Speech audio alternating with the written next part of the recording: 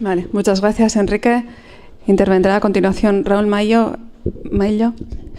Él es abogado del gabinete de CGT. Hola, buenos días a todos y a todas. Agradecer en primer lugar tanto a la facultad como a la cooperativa 1 de Mayo la invitación. Yo también tuve la suerte de estar el año pasado. Repito, y no solo la calidad de las jornadas, evidentemente no por lo que a mí me atañe, sino por el resto, sino también el ambiente y la acogida hospitalaria, que creo que en estas cuestiones también siempre es importante, no solo cuidar lo técnico y lo jurídico, sino también lo afectivo y lo personal y lo humano. Dicho esto, yo prometo que en esta ocasión sí que voy a enviar la ponencia por escrito, pero después de oír ayer a María Emilia y a Emilio hablando de lo que más o menos iba a ser mi ponencia, que es lo que yo entiendo un vaciamiento del derecho de huelga y de los elementos fundamentales que lo hacen efectivo, en definitiva, si el derecho de huelga no produce efectos, es como inexistente. Y creo además que rompe un equilibrio entre el esfuerzo, es decir, siempre cuando se interpreta judicialmente la buena fe de los huelguistas, se establece esa equiparación, ¿no? Tiene que haber un equilibrio entre lo que ponen los trabajadores y las trabajadoras que realizan el ejercicio de huelga y el sufrimiento o el perjuicio empresarial. Bueno, pues yo creo que claramente hay un vaciamiento.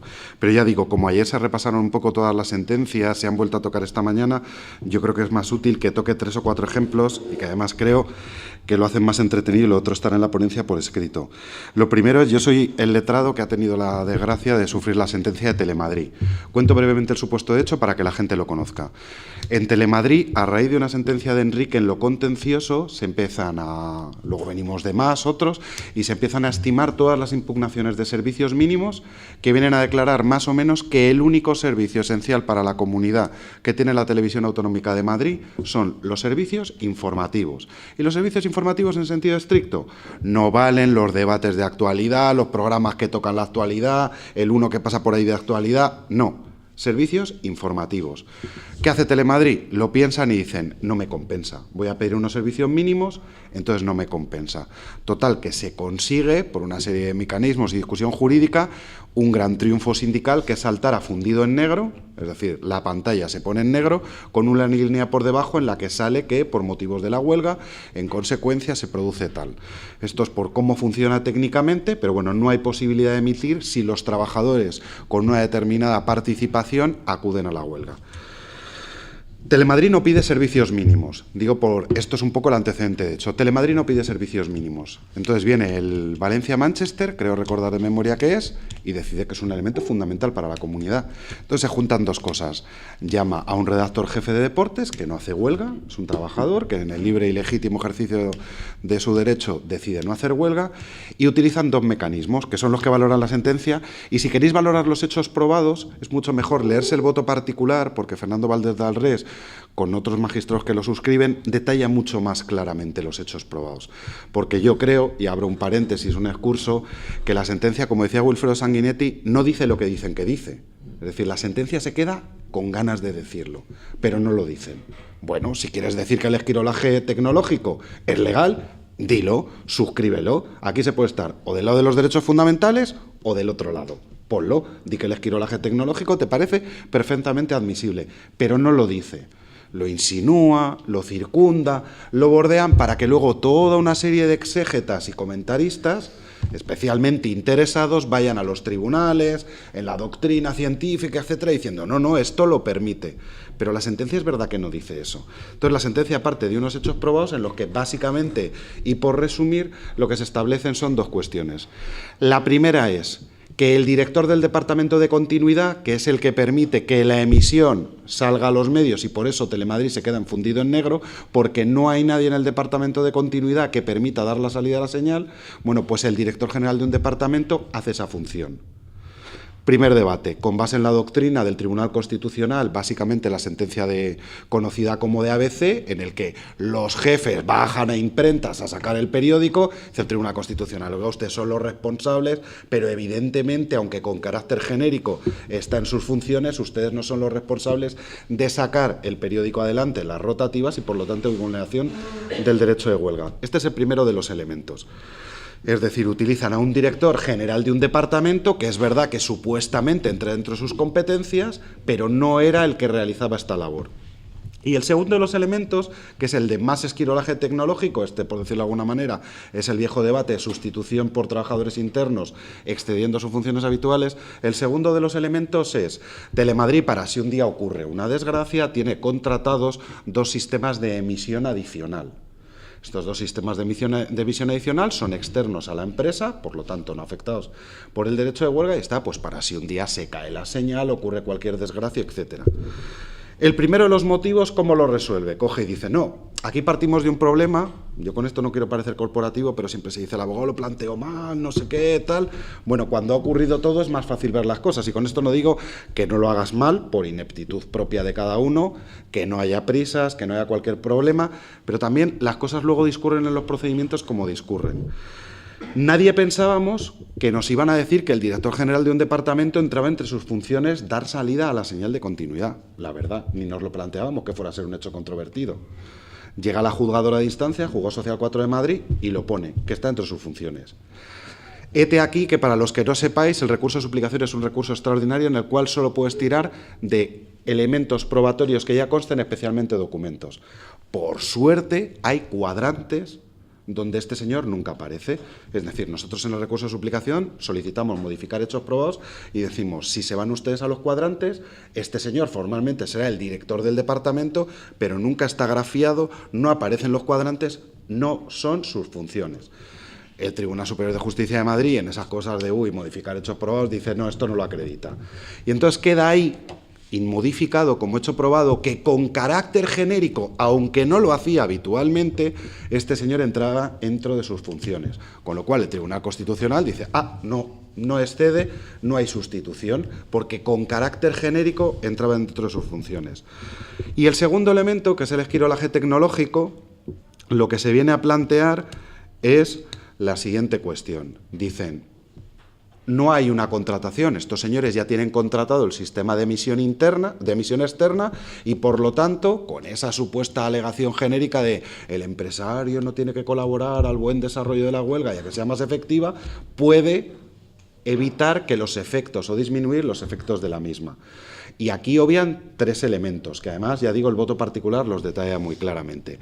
El primero de los elementos es que es una cuestión excepcional. Tanto para esta primera cuestión como para la segunda, a mí me gusta cómo valora el Tribunal de Justicia de la Unión Europea en las cuestiones prejudiciales cuando hay vulneración o no de un derecho fundamental. Por ejemplo, la famosísima cuestión prejudicial del tema de embarazo y baja al mismo tiempo simultánea. El tribunal dice, si yo quito la cuestión de ser mujer, ¿el resultado es diferente o no? Pues hay vulneración del derecho. Y a mí me parece que es lo más evidente aquí. Es decir, si yo hubiera quitado aquí el derecho de huelga, ¿el resultado hubiera sido diferente? ¿La empresa de verdad hubiera utilizado el sistema de conexión externa? No. Pues para mí entonces es que se vulnera el derecho fundamental, porque la única lógica que actúa a esa actuación excepcional es la existencia de un derecho de huelga. El segundo de los elementos de esto del esquirolaje tecnológico es que queda muy bonito escrito eso de no, los medios tecnológicos permiten que se aminoren los efectos de la huelga. Bueno, pero se obvia que hay una plantilla externa a la cual alguien desde la plantilla principal la llama, la conecta, tienen que conectar aquí lo que es la mosca, el logo de Telemadrid, que alguien de Telemadrid, no sabemos quién porque no hemos conseguido acreditarlo, pero alguien lo envía por algún otro mecanismo para que la empresa auxiliar se consiga introducir, con lo cual también se está salteando el trabajo que era fundamental para que pudieras emitir, que es emitir con tu logo. Entonces, claro, todo eso se obvia, es decir, se obvia la excepcionalidad, se obvia que alguien desde Telemadrid hace funcionar ese sistema externo, que alguien allí lo hace funcionar y que alguien allí hace una función que no sabemos y nos ha excedido a acreditar, lo que es introducir el logo para después salir en emisión como si hubiera con normalidad.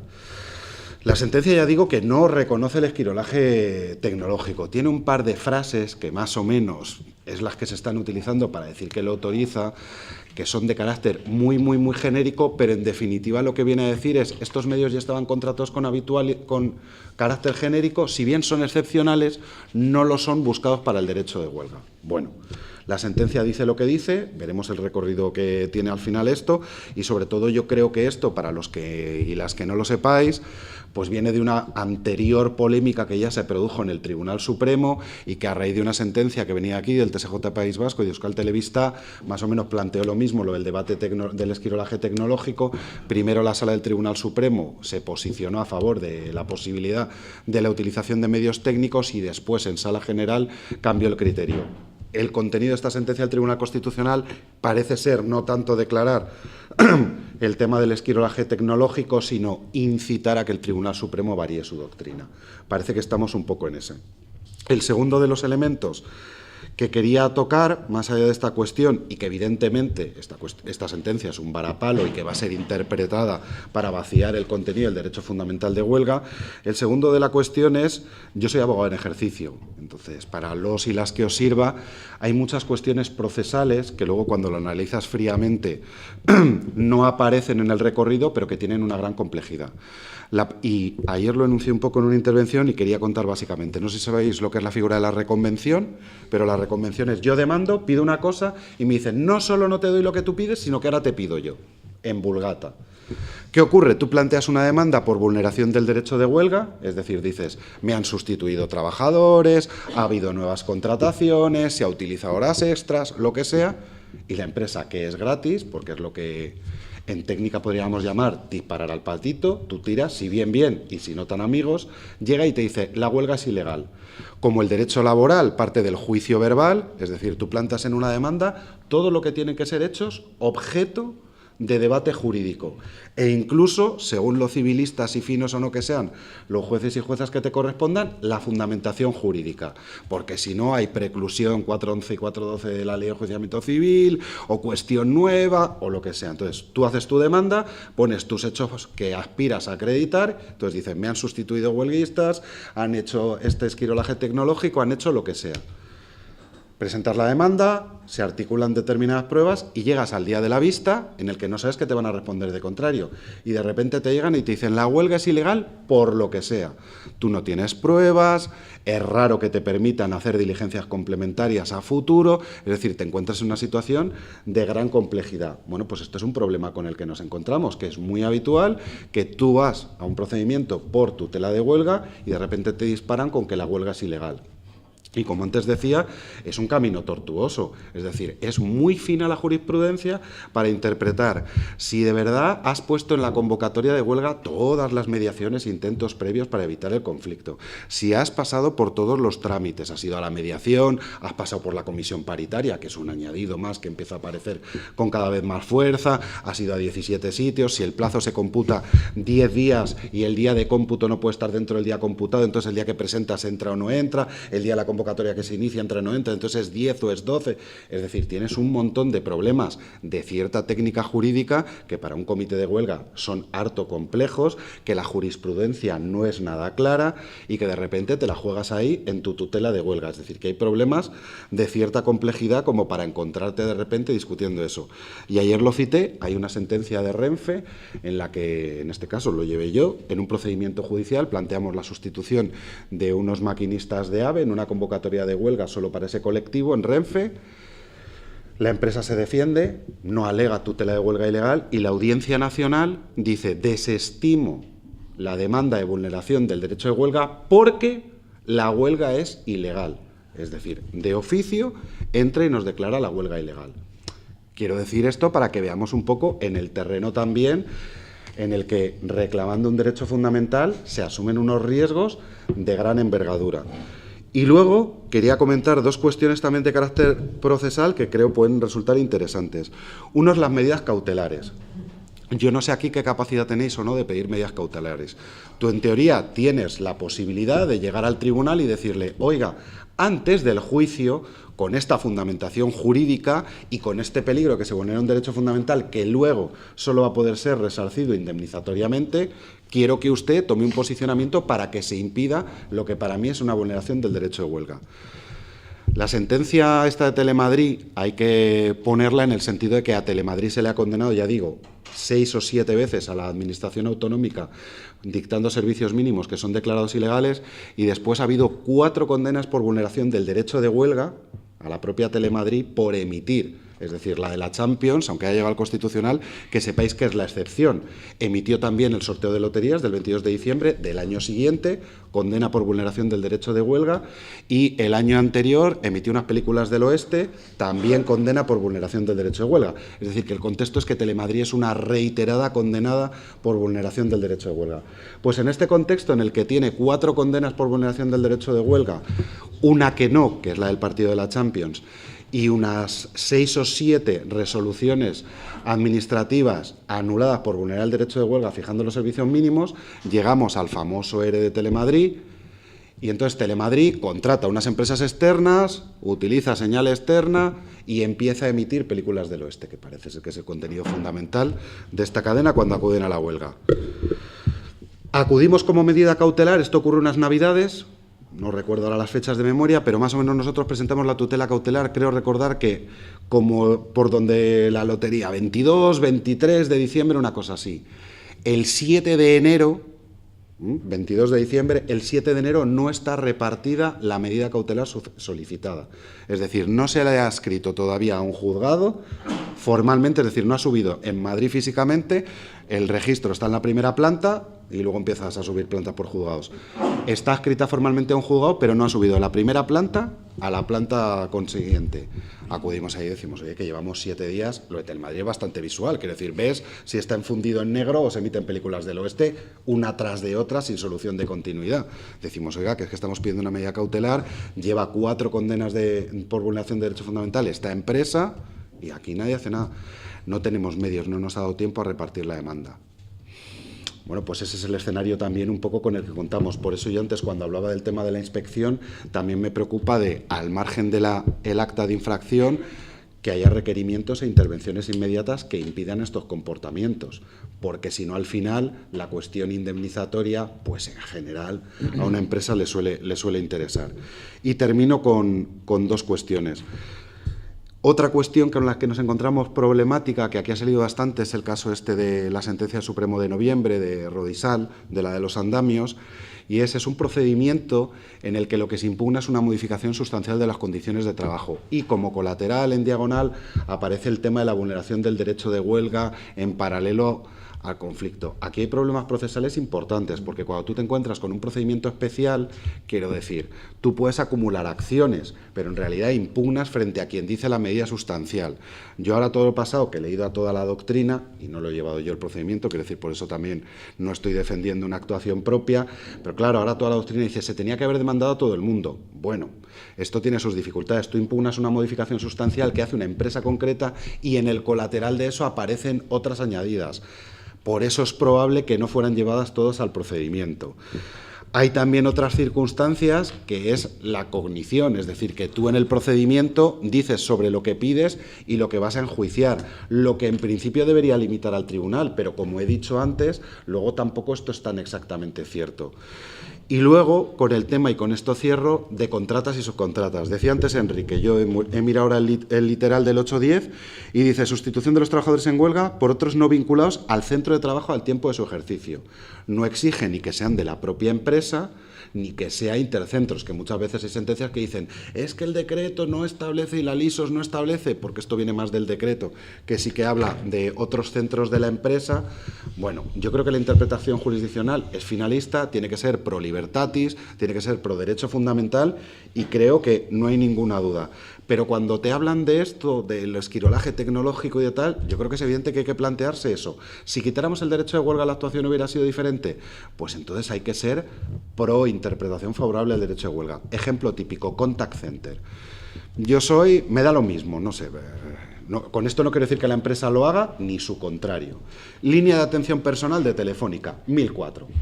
Y fundamentalmente hay una empresa de la que soy propietario, que es Atento, que es la que me hace esta atención. Pero además tengo 2 contratas más, que tienen 22 trabajadores en Perú y 15 en Nueva Zelanda. Convocan huelga a los de Atento y entonces yo, dándole a un botón, redirijo todas las llamadas, dándole a un botón es una metáfora, quiero decir, introduciendo un programa, el sistema a los 20 segundos, si no saltas tú, lo redirige a cualquiera de los otros dos términos. En principio te dicen, no, es una cuestión de calidad, si a los 20 segundos no ha habido atención al cliente, yo como sistema de calidad salta otro. Ya, claro, pero tú el día antes de la huelga, ¿cuántos trabajadores tenías en Perú? 15. ¿Y ahora cuántos hay? 800. Bueno, pues entonces lo que estás haciendo es sustituyendo con una argucia el derecho de huelga. ¿Que me estás diciendo que tienes no un sistema de calidad? Bueno, tú lo que estás haciendo es redirigiendo, porque si antes tenías 15 trabajadores y ahora tienes 800, no es que estés funcionando con habitualidad, lo que estás haciendo es vaciando de contenido el derecho de huelga. Yo esto tiempo hay, por eso lo puedo decir, se lo planteé a la sala y le dije, le vamos a pedir una pericial de esto. La sala de la Audiencia Nacional nos miró como diciendo... Yo se lo comento al secretario judicial, pero esto a nosotros, la pericial, yo llamo a los técnicos informáticos, pero esto nos es chino, esto nos es imposible.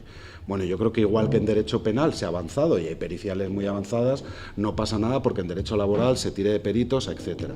En definitiva, creo que hay que hacer una interpretación garantista. Creo que hay que defender el derecho de huelga y creo que hay que defender, sobre todo, que el derecho de huelga no quede vacío de contenido y sea un mero derecho de enunciación formal. Sobre todo porque, además, para los que en teoría defienden el Estado de Derecho, o el derecho de huelga se hace legalmente o el derecho de huelga se hará de otras maneras. Pero lo que es evidente, si el derecho de huelga carece de cualquier tipo de incidencia, contenido y eficacia, pues la gente no se va a preocupar ni de ir al SIMA, ni de pasar por la comisión paritaria, ni de la convocatoria. Hará lo que tenga que hacer, pero el derecho de huelga abandonará el mundo del derecho del trabajo e irá a conflictividades no regladas, porque desde luego con el contenido que nos van dejando, cada vez más el derecho de huelga ha roto el desequilibrio y tú pones un gran esfuerzo desde la parte social y desde la parte empresarial es un mínimo la incidencia a la que te enfrentas.